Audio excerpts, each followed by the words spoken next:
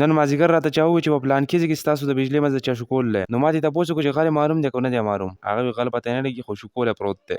هلکه که ستاسو په چا شک وي داسې څوک چې بجلۍ شوکوي پردي بجلیانې شوکوي نو هغه په کمنټ کې مینشن کوي. نو ما مې نور څه خو نشي کولی خو راځه دا بجلۍ جوړه کړه. نو روان شوم او دا پنسۍ مې اوچتې کړې ځکه چې خټې سیوا وي باران شي او په د یخ پخ موسم کې بجلۍ جوړولو پسې روان شوم.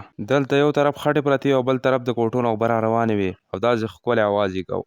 خدای زما دې توبه وي. نو ما هم اخوا دېخوا کاته او انجوای مې کول او روان وم په دې موسم کې. پورې دلته وګورې داسې ښکلی سین دی. دلته پکې د اوبو دا کولر چې اخلی ثواب ګټلو دپاره. پښتانه خو هغه نه دي که نه، پښتانه وړوکي وړوکي خبره کې ثواب ګټي. دا خو هغه پښتون نه دی. نو ما مې پرېږده چې دیو د ثواب میله وشي نو اوبه مې د یو ګیلاس وڅښلې او روان شوم ځکه چې مجبوري د اخر سړی څه وکړي. نو دا غل راته تاسو مینشن کوي ښه دا څوک بجلي روانوي که نه دا سړی راته مینشن کوي دی نه پرېږدم. دې روډ ته مې چې داسې وکاته نو دا داسې ښکارېدو لکه لاکډاون چې لګېدلی لکه بیا چې یو بیره کارونه راغلي داسې خوش وش پروت و. یو طرف ته باران هم شي او خلک کورونو نه راوت کورونو کې دنده ناست وو. زما خیال حلوای پخ کړی و سوجي پخ کړی و په کورونو کې ناست. دلته به د پیچانو مې نظر ولګېد نو ډېر زیات خوشحاله شوم ځکه چې دا د اکسیجن کارخانې دي. دا موږ دپاره اکسیجن راکوي.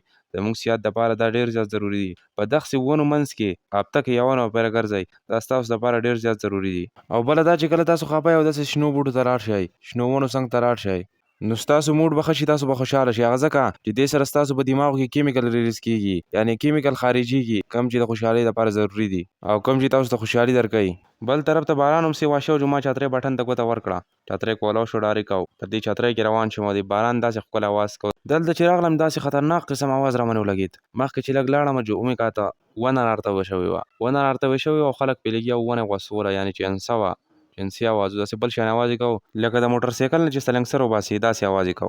چې انسه کې سلنګسر یې که نه تاسو راته کمنټ کوئ.